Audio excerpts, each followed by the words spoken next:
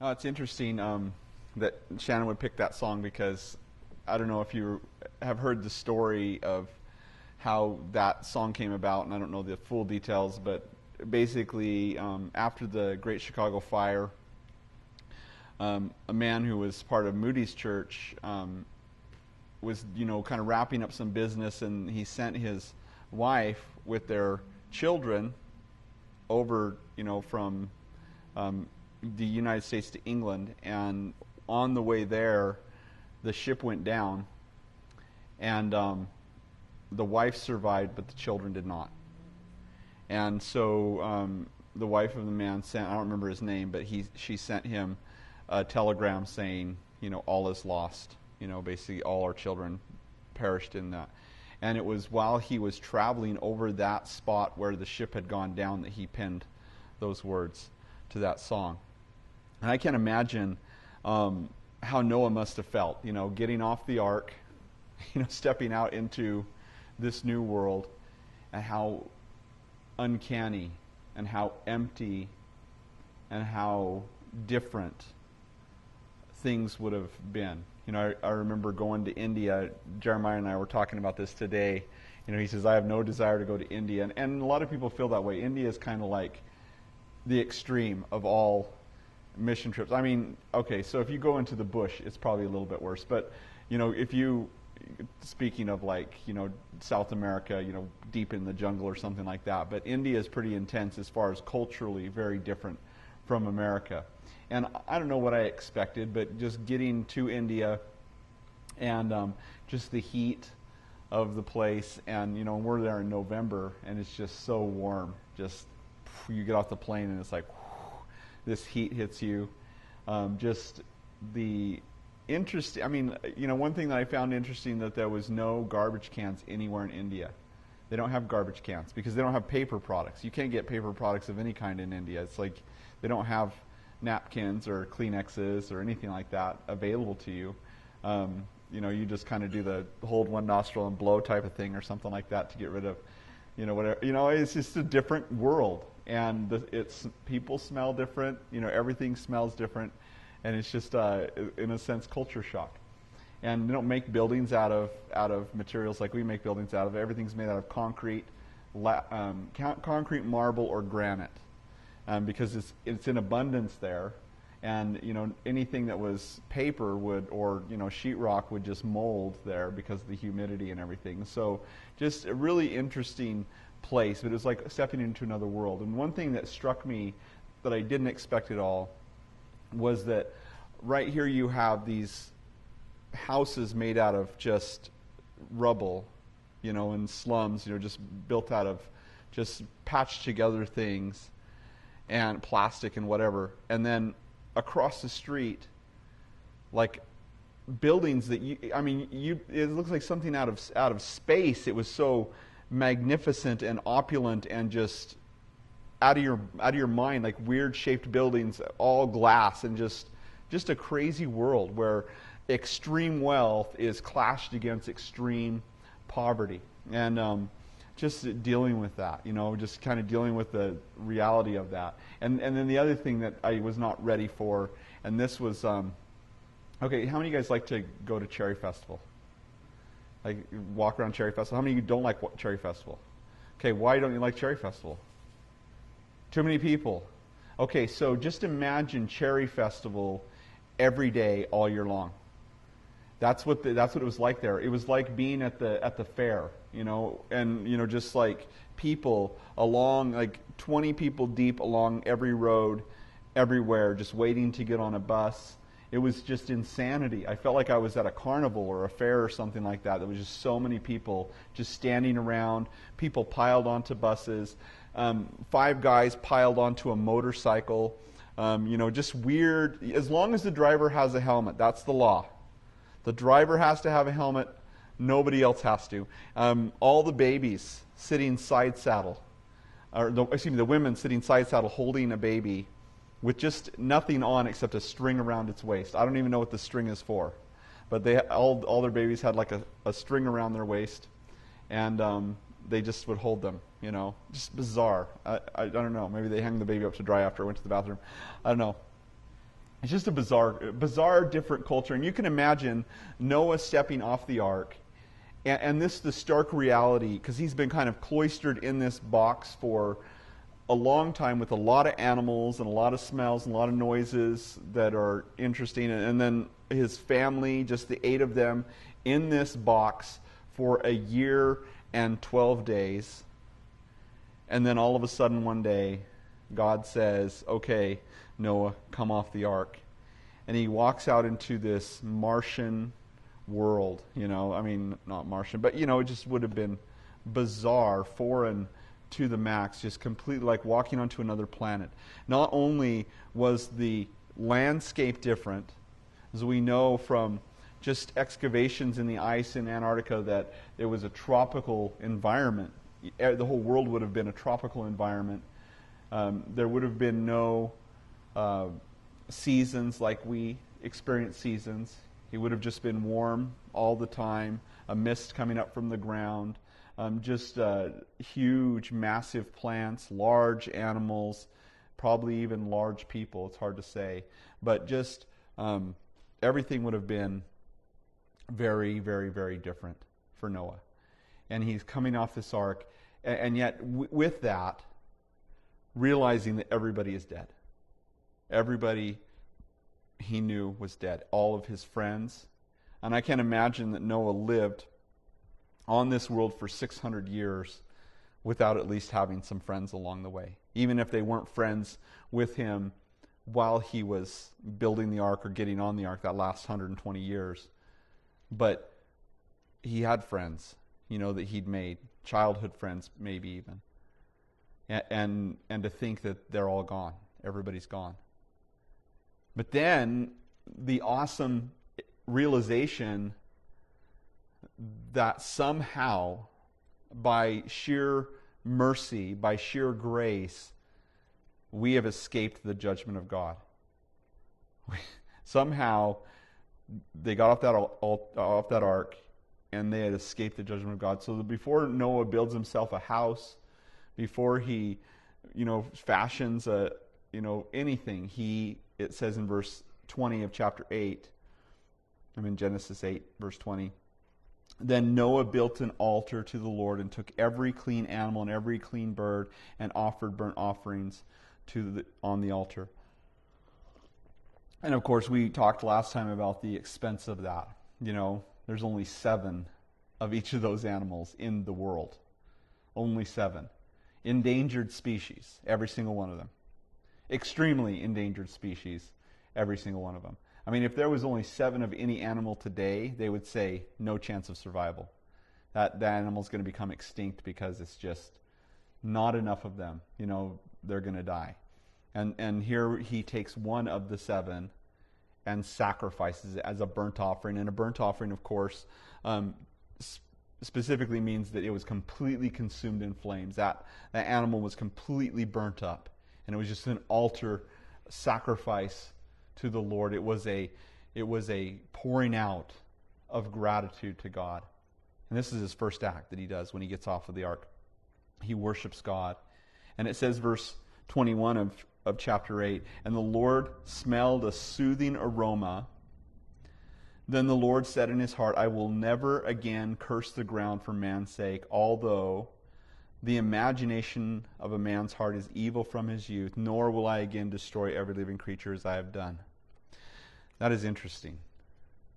If you think about it, he says, I will no longer destroy mankind off the face of the earth. I'm not going to curse the ground for his sake. I'm not going to destroy him. So we're talking about 2 different things. Remember, first off, the curse came in Genesis chapter 3. He cursed the ground. Cursed is the ground for your sake, he says to Adam. And then he says, so he's not going to curse it further, but then he says, I'm not going to destroy it as I did here. I'm not going to destroy it because what's his reasoning for it? Because man's wicked, right? From his youth. But isn't that the reason he gave in Genesis chapter 6 for destroying it in the first place? Let's look at that in Genesis chapter 6, verse 5. It says, then the Lord saw the wickedness of man was great in the earth, and that every intent of the thought of his heart was only evil continually. So not just the thoughts were evil, but every intent of every thought. It was like before the thoughts were even conceived, they came out of evil. And everything he did was wicked, it seems. Verse 6, it says, the Lord was sorry that he had made man on the earth, and he was grieved in his heart. So the Lord said, I will destroy man, whom I have created from the face of the earth, both man and beast, creeping thing and birds of the air. I am sorry that I have made them. But Noah found grace in the eyes of the Lord. Now what's interesting here is the only difference is he's saying that not only is man wicked, but notice what he said in verse 21. He said, from his youth, from birth, the thoughts of man are wicked. This is just who he is. You know, it says remember in Ephesians chapter 2, turn there with me, Ephesians chapter 2 real quick. It's such a sobering passage when it comes to our state. And it says in chapter 2 verse 1. Now, I want to take something out of your Bible real quick, if you guys don't mind. You guys mind if I take something out? That doesn't sound real right, does it? Okay, so right there in verse 2 it says, he made alive. Notice it's in italics. They put it there for clarification. They added it so that it would make sense. I guess maybe so you wouldn't get too discouraged at the beginning. But you'll notice whenever something's italicized, and you'll see that in the index of your Bible, it will say when things are italicized, or maybe they're gray or underlined or something in your Bible, when they're italicized, they're not in the original text. So why did they add it there? Because he says it later. You know, he'll say it later. And so they just thought, well, it just makes more sense to add it here. But let's just take that out, because I want you to see what he's saying specifically. He says, in you who were dead in trespasses and sins. So rather than adding that he made alive, he's just saying you were dead in trespasses and sins, in which you once walked according to the course of this world, according to the prince of the power of the air, the spirit who now works in the sons of disobedience, among whom also we also once conducted ourselves in the lusts of the flesh, fulfilling the desires of the flesh and of the mind, and were by nature children of wrath, just as the others. So that's what God is saying. He's saying that is the state of man. The state of us when we're born is that we are literally objects of God's wrath. And that's not real good, is it? God has allowed us to be born into this world as objects of his wrath. And, I suppose God could do that out of, accident, or he could do that out of just neglect. That's what happens in our house, right? We have a lot of things being born in our homes that are just born there out of neglect or maybe out of accident. You're in your home and, one day you just notice there's hobo spiders everywhere. Why are they there? Well, maybe you just haven't been as clean as you should have been. You're kind of neglecting your house, and they're able to build sacks and, come in on stuff, and, you're not taking care of things. And so you all of a sudden have an infestation of something. Or maybe a mouse gets in your house, and you see the mouse run across the floor, and you think, I'm going to kill that mouse, but then you don't. A week later, you finally go out and buy yourself a trap, and you catch that mouse, and too late, right? You have a lot of mice being born in your house because of neglect. And so now you have all this infestation of mice, all this problem.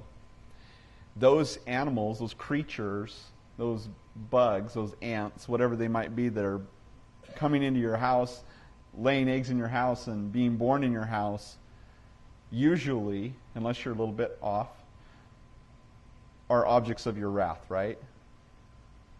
Something that is not supposed to be there, something that is out of place. And usually when that happens, you deal with it. Although ants could be born in your house, and they could be very well meant to be there, right? Remember one time Isaiah had a little ant colony. and a bunch of ants were born there, and it had a little, it was really cool to see. You could kind of see all their little tunnels and everything, and you put little ant food in there, and the ants just kind of live in there, and they're acceptable, right? Because they're within the confines of your will.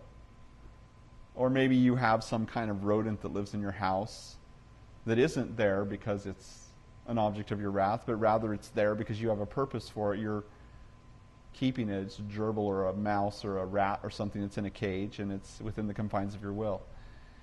And so too, God would allow, after destroying mankind, he would allow men to live on the earth, but begin to desire them to live in conformity to his will.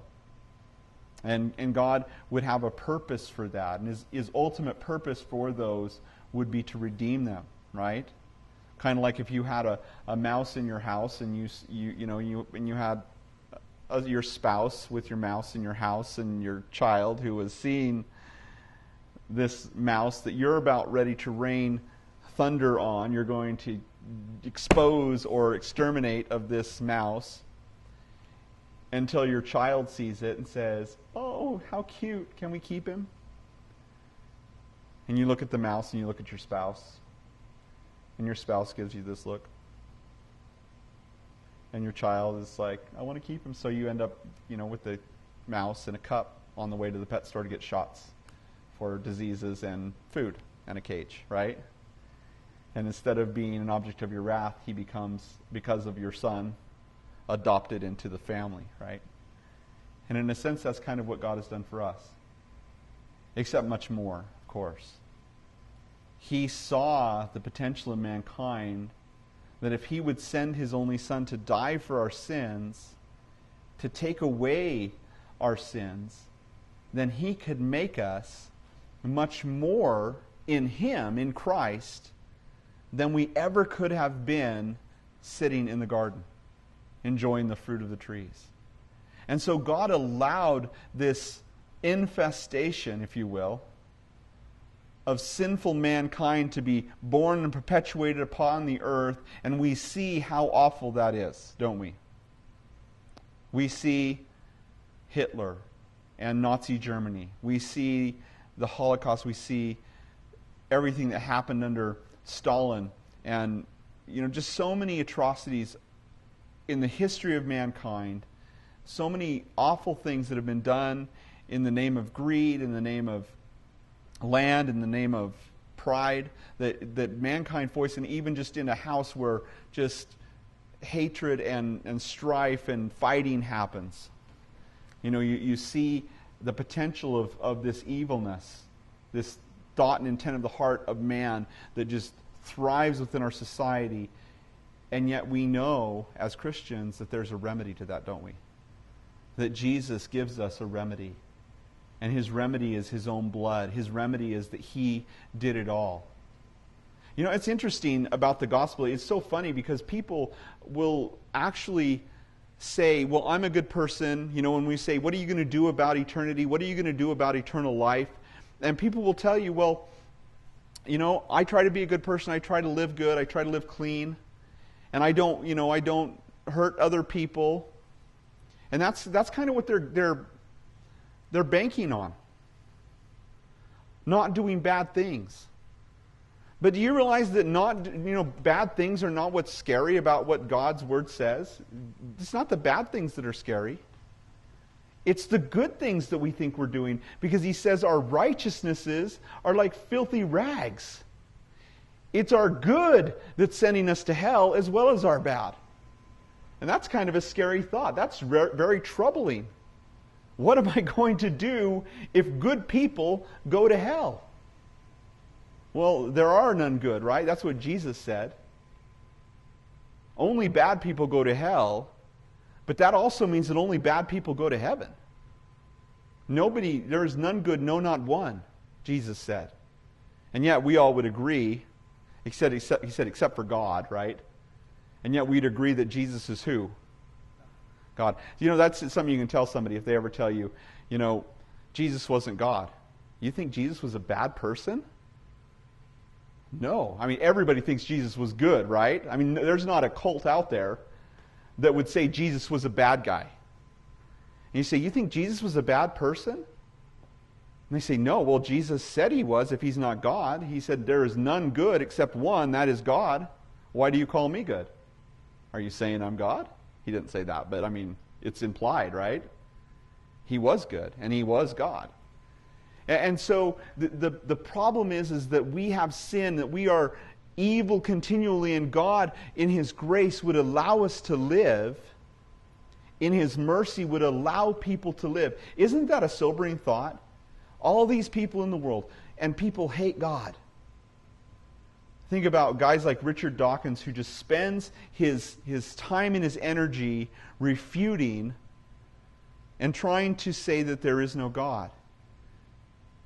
You know, it's amazing how he could stand on the lawn in Washington, D.C., at an atheist convention and tell everybody, you know, make fun of people that have faith, make fun of religion, you know, ridicule it wherever you find it, you know, and everybody's cheering. And of course, Ravi Zacharias' reply to that was, you know, that's great. I agree with him. He should do that, except he shouldn't do it in America. He should start in Saudi Arabia saying that. Because in America, he can say it with impunity because we're gracious. Christians, you know, it proves that not all religions are created equal, right? Because we as Christians will have pity on him and let him live, but if he says that in Saudi Arabia, he's going to meet that guy, you know, in Mecca with the sword, right? It's amazing, you know, how God is patient with people, isn't it? And God is basically saying here, I'm going to be patient with man. I'm going to be patient with man in hopes that he will turn to me. He sees Noah, who found grace in his eyes, who now is making this altar a sweet-smelling aroma to God.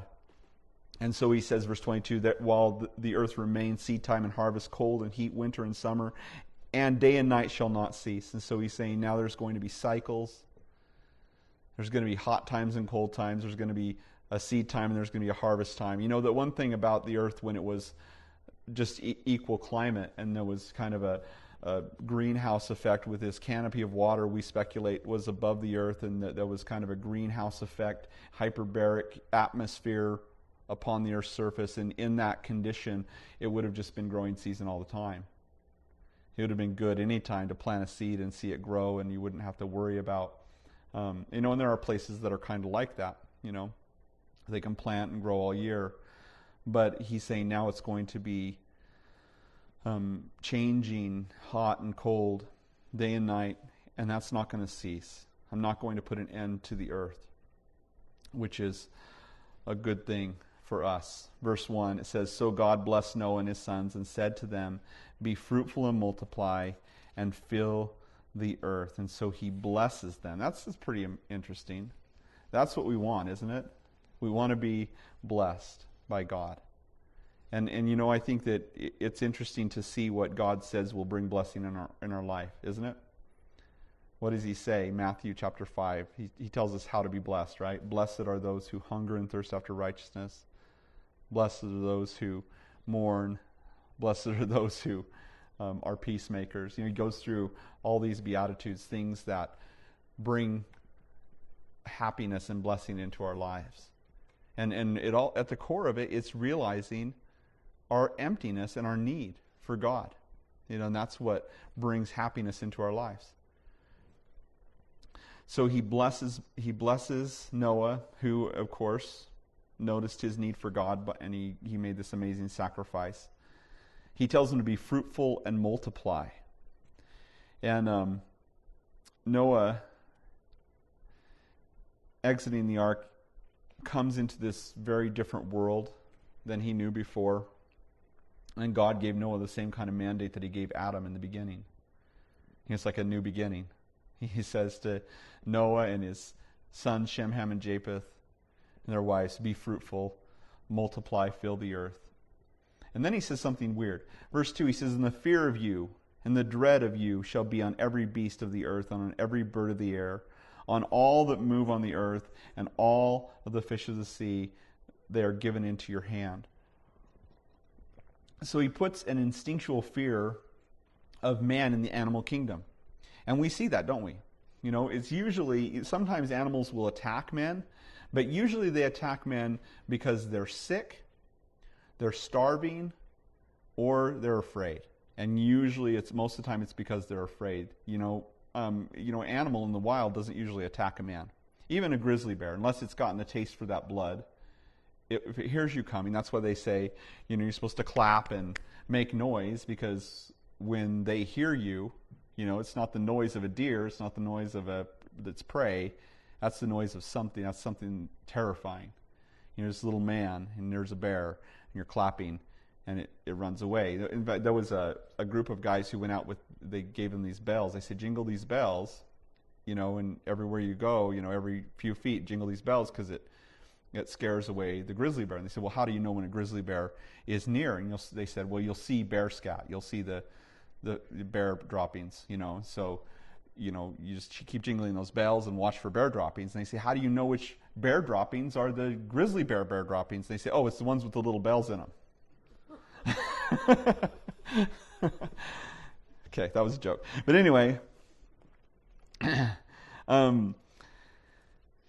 usually animals won't attack man unless they are hungry, or unless there's something wrong with them. And so there's just the fear put in, and that's a good thing, because just think about it. Noah and his family get off the ark, and they walk out into this strange new world, and then out comes all the lions and tigers and bears. Oh my, yeah. And then could you imagine what that would be like if all of a sudden now they had a taste for eating other animals? Now, I speculate that they probably didn't start to eat other animals right away. It probably started, kind of with a scarcity of food. And what's really interesting is that, people will say, oh, well, look, this is obviously a carnivore. You look at these sharp, jagged teeth. You look at these ferocious fangs. And obviously, this animal was a meat eater from its inception, right? I mean, wouldn't it be, a big, giant bear with fangs, and or a lion or a tiger or any of those creatures? And yet what's interesting is, if you look at the panda bear, who has big claws and big sharp teeth, you realize they're vegetarian? They still eat bamboo, of all things. Isn't that bizarre? And yet on the other spectrum, there was a bunch of chickens that were going missing in at a farm in India. And this is a true story. No, this isn't the bear story. The true story. There's a bunch of chickens that were going missing, and they thought, there's a chicken thief, and so they actually waited up and watched, and they sat out at night and kind of hid themselves and watched. And all of a sudden, Bella, their cow, began to come out, and she began to gobble down their chickens. No. This cow got a taste for blood and began to become carnivorous. Isn't that weird? And that's possible. It's possible. Even, and this is even more bizarre, if you can imagine this, some animals go from, or creatures, God's creation, go from being carnivorous to vegetarian. You see them down at the market where they're buying veggies and not meat. It's bizarre. But it happens. It's just a bizarre world. And we know that in the millennial kingdom, when Jesus returns, he's going to change that nature back within the lion, and the wolf will lie down with the lamb. You always hear lion and lamb just because it sounds better, but the wolf will lay down with the lamb, and a child will lead them by the hand. A child will lead the lion by the hand. It'll play by the viper's den or the adder's den and won't be harmed. Isaiah describes this strange new world that we're going to enter into after the tribulation period. So it's just really interesting. A change has taken place, and animals begin to get that craving within them, maybe, if you will. But this is where we see it happen for man. In verse 3, it says, "Every moving thing that lives shall be food for you. I have given you all things, even as the green herbs." So, okay, what do we have here? This is interesting. Eat all the clean animals. Is that what he said? No, he said every living thing, every moving thing will be food for you. Every animal. And this is Peter in Joppa, isn't it? You know, the sheet comes down with every creeping thing and four-footed beasts, and God says to Peter, you know, go forth, kill and eat. And he says, not so, Lord. I've never eaten anything unclean. Well, in a sense, that's what God is literally and very actually telling Noah. You know, go forth, every living thing, every creature. And I'm sure Noah figured out which ones taste good and which ones taste bad, right, over time. And maybe he was attracted to the clean animals, but God has given the animals for man. They're not equal to man. But I want you to notice this. Mankind before the flood, wicked mankind who destroyed and was wicked and was evil from his heart. You know, every in thought of the tent of his heart was wicked all the time. So God destroyed them all vegetarians, every single one of them. I know, right? Think about that. Okay, never mind. But they were all vegetarians. Just think about that. They were wicked and they're so, you know, anybody who thinks that they're high-minded because they're vegetarian, that has nothing to do with it, right? Has nothing to do with it at all.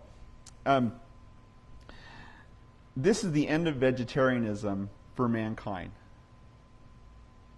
No longer would the world produce what a man needs for his diet through the ground. And that's what's interesting about this. Even vegetarians, you know, people are vegetarians saying you meet people who are vegetarians. And they can't be a vegetarian very long before they discover that they have to supplement. And that means that you have to get B12. You have to have nutrients you cannot get from plants. They're just not available. They're not bioavailable from plants. The only way to get B12 is to eat grass. So if you're into that, I guess you could, you know, go out in the morning. It has to be in the morning because that's when the B12 is on the dew on the grass, and you eat the grass, and then you can get that B12. Otherwise, you will literally go insane. So God is really smart. He knows that B12 is going to be in the red-blooded animals, the animals that eat the grass, right? He knows it's going to be in their meat, bioavailable, so you can ingest it. Now, I'm kind of glad we eat meat now, but can you imagine how awful that would have been for Noah that first time? Going out and he's used to slaughtering an animal for sacrifice. But to think about taking an animal and putting it in your mouth when you have never done anything like that in 600 years, that had to be a trip. You know, wouldn't it be?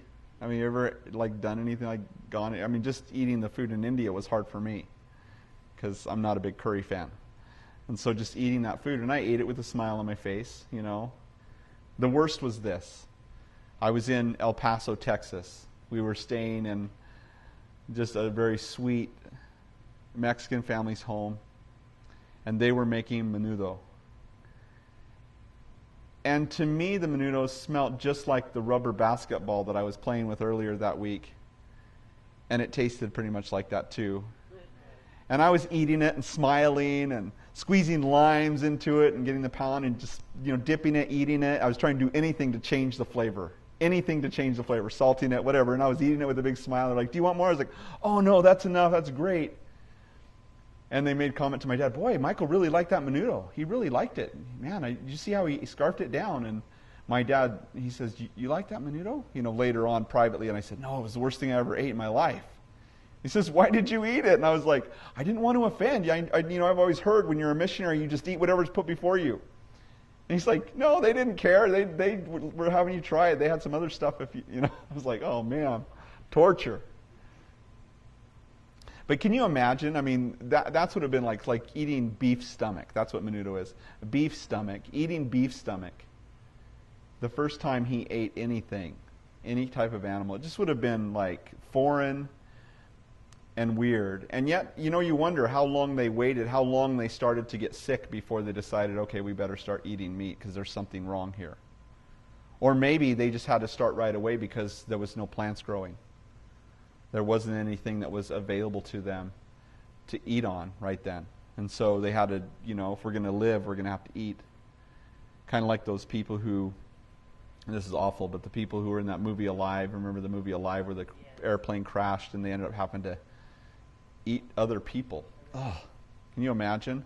That's kind of what this would have been like to Noah, maybe on a lesser level, but just bizarre if you think about it. Now, just on a side note, there may be a lot of good reasons for somebody to go on a vegetarian diet, for a time or for life or whatever. I mean, that's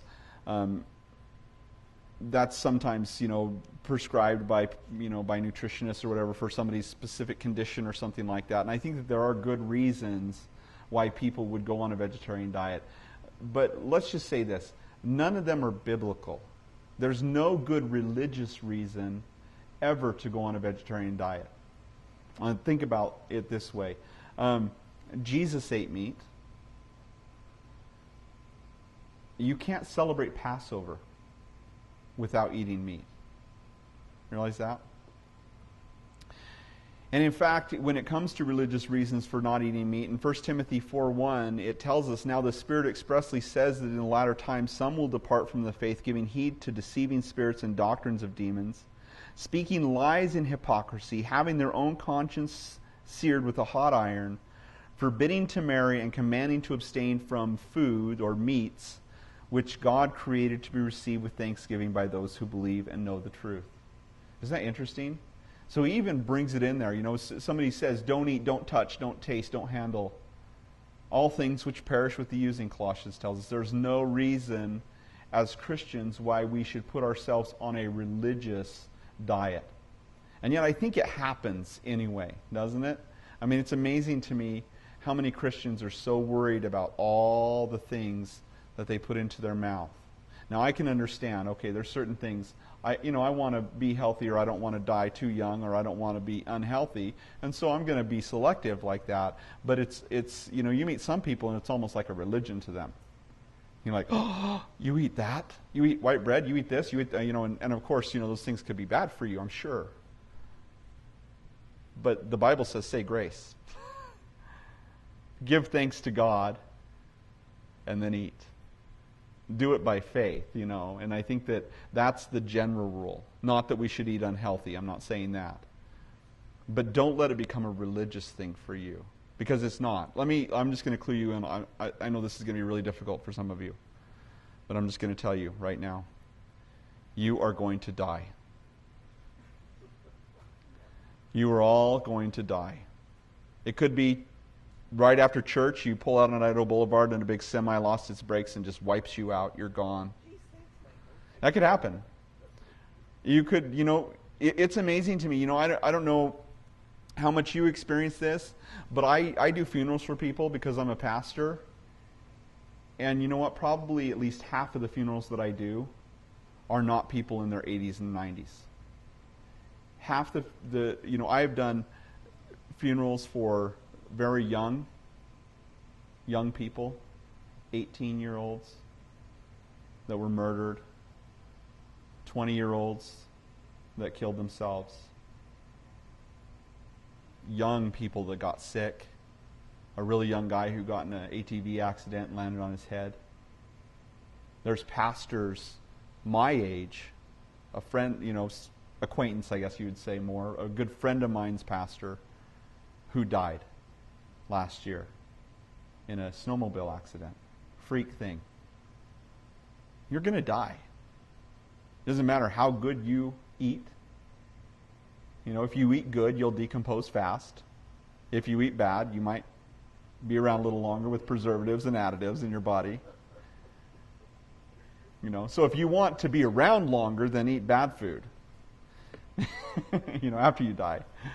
But and I don't mean to be morbid about this, but the reality is we're all going to die, and yet the Bible doesn't say the just shall live by what is that? What's that? GMO free or whatever? It doesn't say that. It says the just shall live by what? Faith. We live by faith in Jesus. And sometimes you'll be able to eat better than others. Sometimes you're going to be in El Paso and you're going to be eating menudo by faith, right? Or in India and eating tandoori chicken, which was raw, by the way, when I ate it. And then when I got home, I couldn't eat taco meat for a while because it kind of tasted like it. I like gagged every time I ate taco meat. You know, you just have to do it by faith, right? That's my point. Anyway, so don't let anybody trip you up religiously. That's my point. Don't let anybody put a religious trip on you about your eating habits. Now, if somebody says you need to eat different because you're unhealthy and you're getting sick, and your reason you're getting sick is because you keep eating this junk, or you drink too much beer, or you're smoky, whatever, all those things can be harmful to your health. And if somebody cares about you, then that's one thing. But don't let them put a religious trip on you about it. Verse 4. Man, we're not moving very fast, are we? Sorry. But you shall not eat the flesh with its life, that is its blood. And this is talking about this is not talking about raw meat. Okay? This isn't talking about raw meat. You can eat raw meat. That's not bloody meat. What it's talking about is meat that's not properly evacuated. The blood has not been drained properly. And what that means is when they slaughter an animal, even today, and even they did back then, they cut its throat and allow the heart to pump the blood out of the body. And it drains the blood out. And that's what proper evacuation of blood is. Otherwise, blood carries disease, bloodborne pathogens. And we also remember this is a command that was given in the early church. If you could put any religious trip on somebody about anything, it could be about eating blood. You get your friend, he's all covered in blood. He's like, oh, this is so good. Not normal, right? But if you could put a religious trip on somebody, say, stop eating blood, blood sausage, I guess. I don't know. That's the only equivalent I could think of today. You might have some justification, and yet probably still not really. But we saw in Acts chapter 15, remember, there was a council in Jerusalem. They were saying, hey, you have to be circumcised and keep the law of Moses in order to be a Christian. And you remember that Paul, he was saying, no way. And so they went from Antioch down to Jerusalem, and they had a big meeting with all the bigwigs, Peter and Paul, and probably not Mary, but all the people who were leaders in the church, James especially. And Peter got up and gave the testimony. He talked about the sheet that came down. Everybody was, he said, hey, these guys, when they got saved the same way that we did by faith in Jesus Christ. They were Gentiles. These are not clean people. They got saved the same way we are saved. Actually, he said, we are saved the same way they are by faith. Because they got saved by faith. They didn't keep any rules. They didn't keep any laws. They didn't follow Moses' law, and they got saved. And I witnessed the Holy Spirit pour out in their life.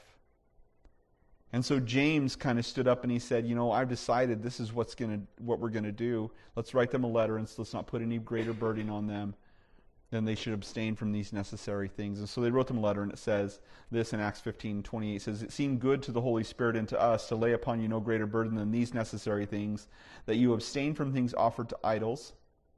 Okay, so don't be a part of idol worship was the idea behind that. Later, Paul would say, hey, if you don't know it was sacrificed to idols, just don't ask. You just eat by faith.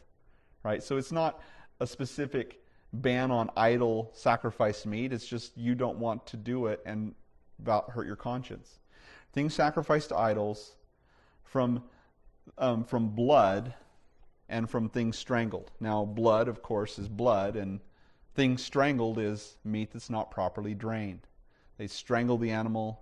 Instead of letting the blood drain out of it, the blood would coagulate within the meat.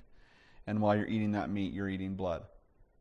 So that's what they say. And then he says, of course, from sexual immorality. Anything that would be sexually perverse, sex outside of marriage, sex with outside of the normal constraints of God's design of a man and a woman married.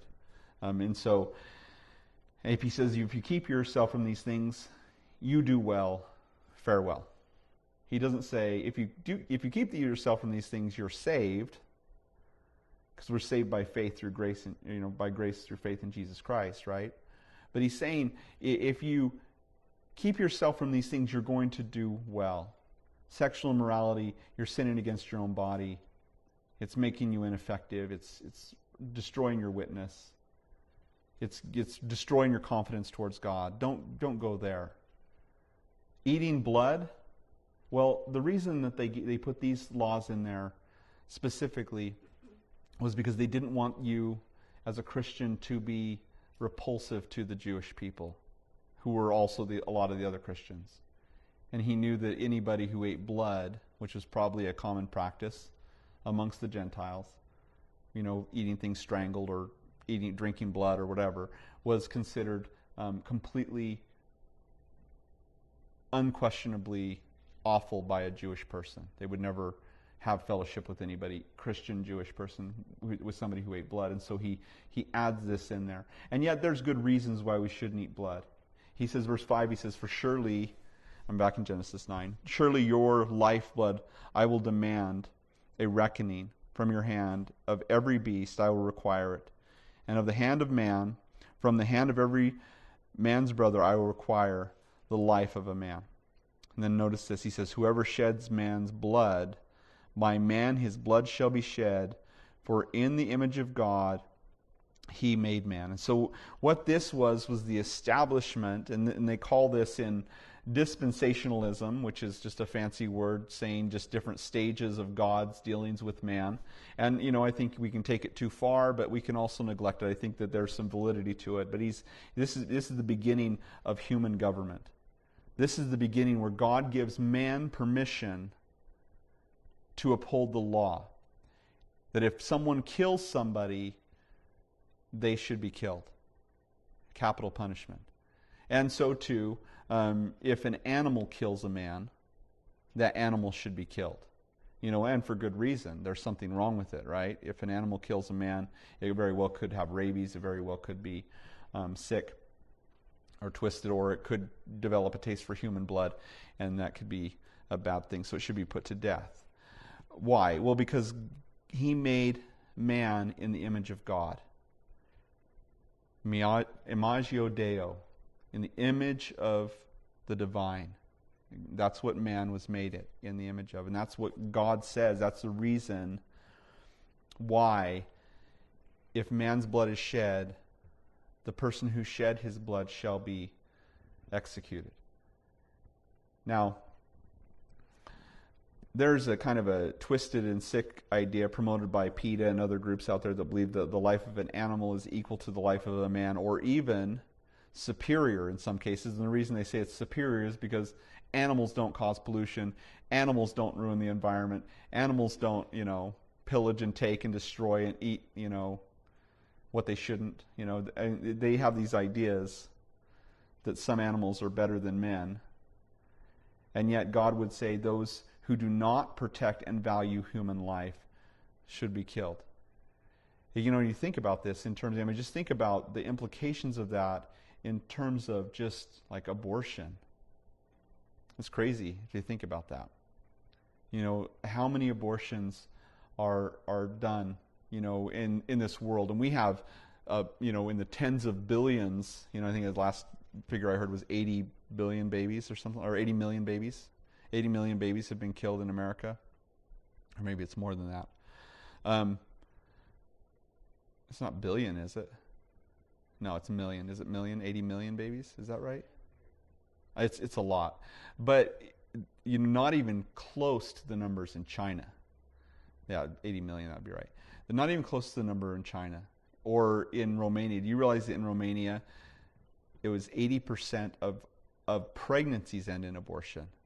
And I think that but when Balaj was here, he was saying something along the lines of 50 to 60% of abortion or of pregnancies in Hungary end in abortion. Why?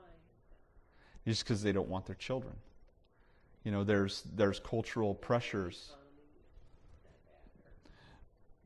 It's that, and it's bad economy, and it's also just social pressures. So for instance, if you have a child and you're not married, you're unmarriable. In their culture, nobody would marry somebody with children, and so they just, so people will actually, if their spouse dies or their spouse leaves them, they will actually take their child down to the orphanage and just drop them off. And this happens in our orphanages there. The ones that Calvary Boise runs in Romania are just loaded with babies. There's so many babies that the workers there in those orphanages only have time to go from baby to baby and hold babies all day long. Because there's so many babies. There's that many babies that are given up And still 80% of pregnancies end in abortion. It's a rampant problem. It's amazing. And to think about that, those who are performing these abortions, and making this available, and of course they pray. This is the interesting thing, I think a lot of times women feel picked on because Christians say, abortion is wrong, it's murder. And the women who are considering maybe an abortion, or maybe thinking I might have to be the one who has to have an abortion someday, is thinking they're being picked on, and it's not them that's being picked on. Honestly, a lot of times they are the victim because these companies prey on those women to get them to have abortions. They have scripts on the phone when those women call in, and they're worried because they just found out they're pregnant and they don't want anybody to know, and they're embarrassed and they're scared. What do I do? And how can I have a baby at 17? And they call and they have a chart, and literally they'll say, when was your last cycle? And if it's not too late, they'll say, nobody has to know. That's what they say to them. Nobody has to know. Just come down to the clinic. We'll take care of you. Nobody has to find out. They prey upon their self-consciousness, and then they go down to that office with the idea nobody has to know, and then they do something. And I've counseled so many ladies and heard of so many stories of ladies who have seen, in their life, given a baby up for abortion, and women who are in their 50s or 40s who have made that choice and are living with the dread of it their entire life. They're plagued by it, and it's just such a tragic thing. God bless them, that they would realize that they can have forgiveness in Jesus Christ. They don't have to carry that around. And that's a difficult thing, when you live with that pressure. But those who prey on people to destroy life, it's amazing. Verse 7, it says, and as for you, be fruitful and multiply, bring forth abundantly in the earth, and multiply in it. Again, this command to be fruitful and multiply, sort of the opposite of murder.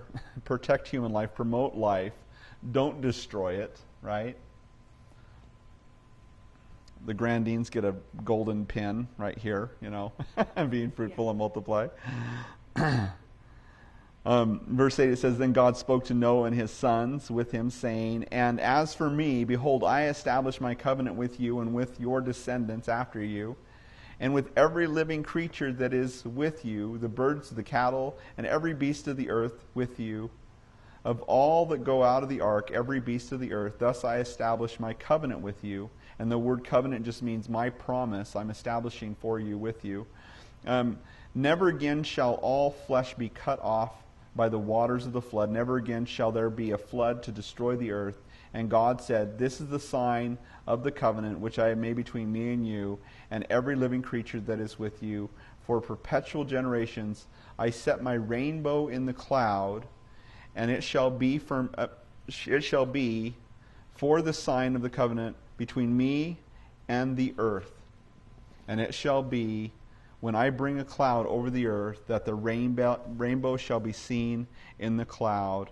And I will remember my promise, my covenant, which is between me and you and every living creature of all flesh. The waters shall never again become a flood to destroy all flesh.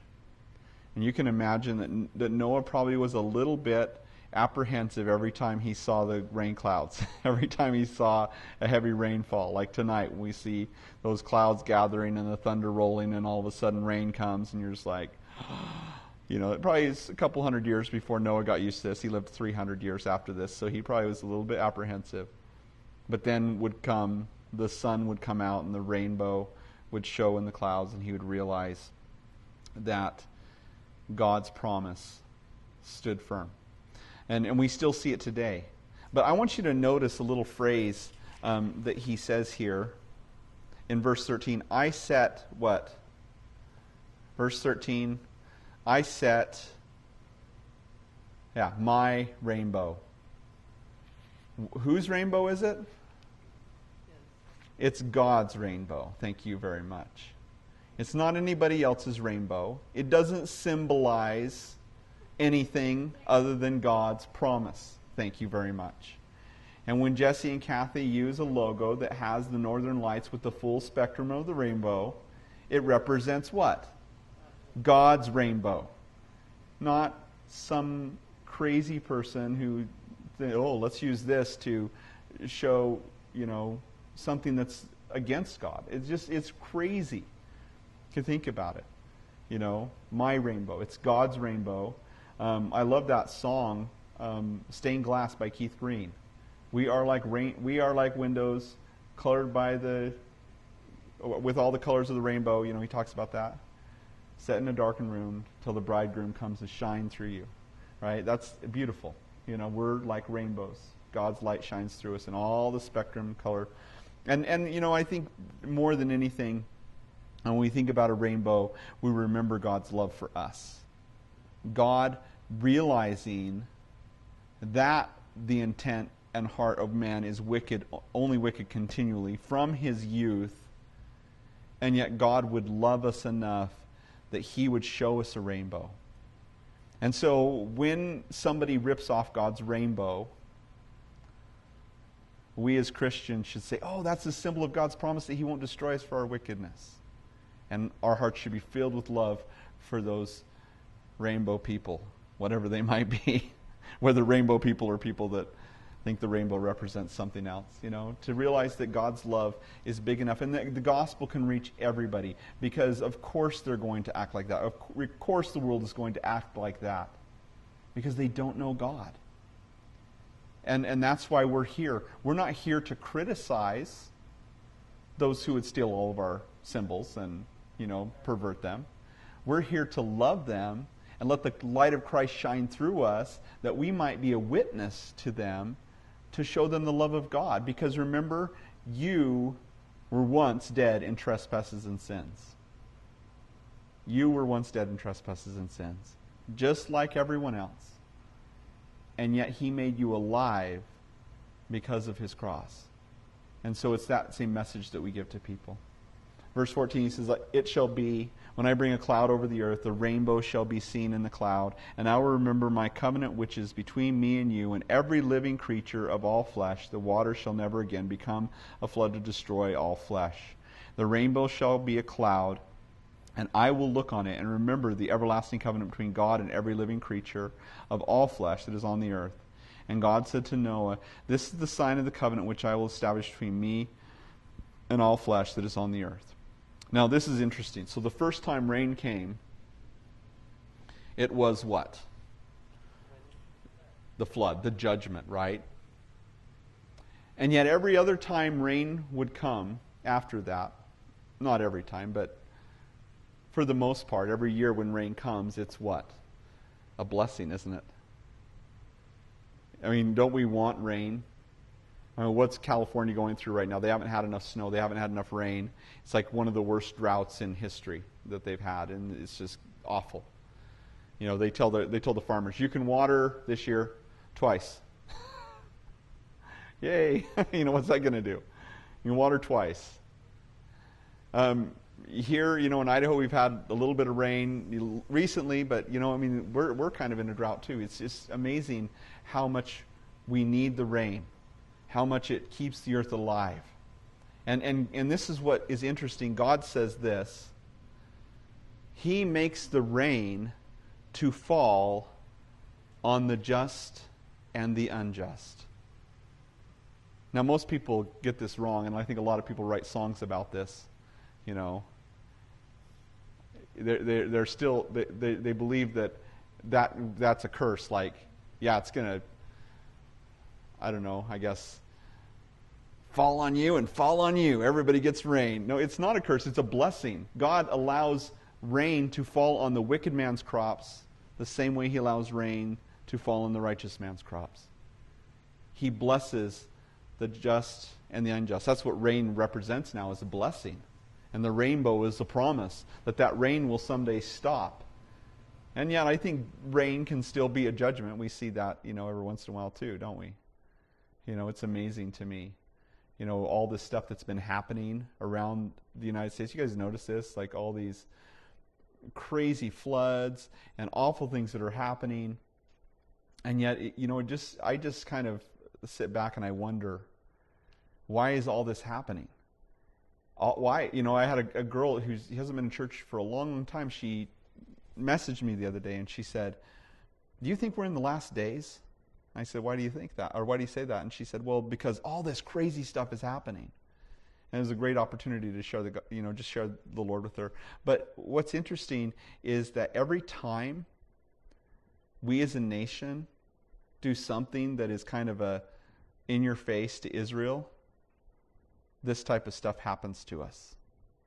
And usually you can look at the dates of all the horrible things, Hurricane Katrina, all the different Andrew, all these different horrible earthquakes, tornadoes that wiped out towns, big earthquakes that we've had, and they almost always coincide with the day after we made Israel give out land. There's a guy who's done like a 25-year study on our relationship with Israel, and every time we did something backhanded to them, the next day, torment fell upon our country. And it just takes you back to Genesis chapter 12 and 15 when God told Abraham, I'm going to bless those who bless you, and I'm going to curse those who curse you. Such an interesting thing. But how do you get that point across to the people that are not believers? They don't care. Yeah, I mean, the guy's been around for a long time with his studies. It's amazing. But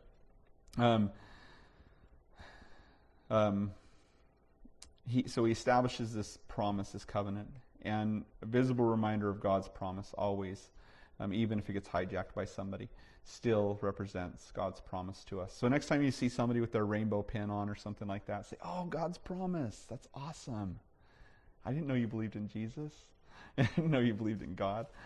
Verse 18, it says, and the sons of Noah who went out of the ark were Shem, Ham, and Japheth, and Ham was the father of Canaan. These three were the sons of Noah, and from these the whole earth was populated. So every member of the human race is a descendant from Shem, Ham, and Japheth. Of course, we know that today in genetics, they know that every single person, and they've mapped the genome, and they've come to a really interesting conclusion. And they say that the oldest DNA, the most ancient DNA, and somehow I don't understand all the science of it, but somehow they can map ancient DNA. They can tell you which tribes you come from, where you came from. When we get into chapter 10, it's really fascinating because chapter 10 is still used by anthropologists. Genesis chapter 10 is considered to be the foremost authority on where nations came from. And it's still used today as the number one source for anthropologists, even secular anthropologists. They see it and they say, well, this is an accurate description of the way that nations moved across the face of the earth. And you can map it all from there.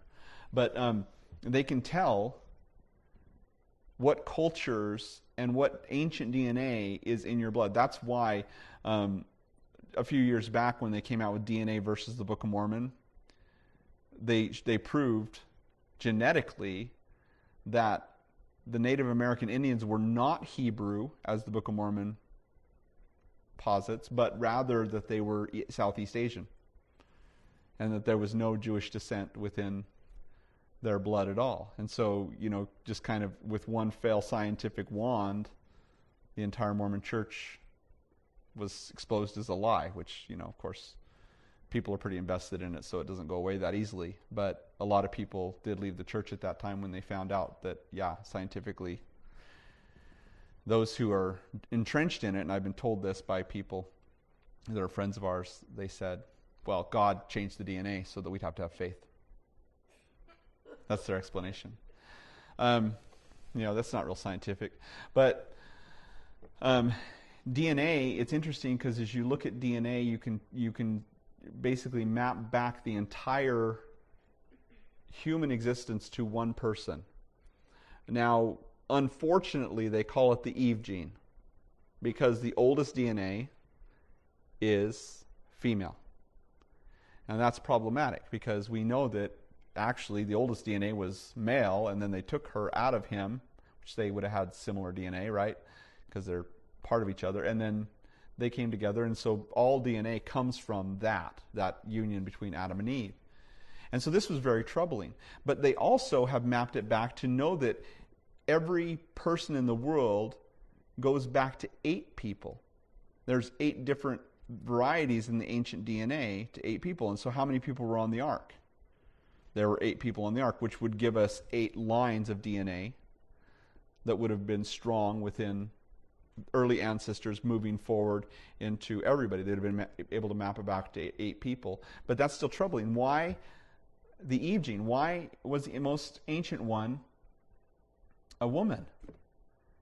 Until a woman geneticist figured it out, and she said, well, if there were 8 people, and the woman DNA goes back much farther, then the 8 people, the men must have all been related, and the women from different families, and that would have pushed the woman DNA way farther back than the man DNA. Isn't that interesting?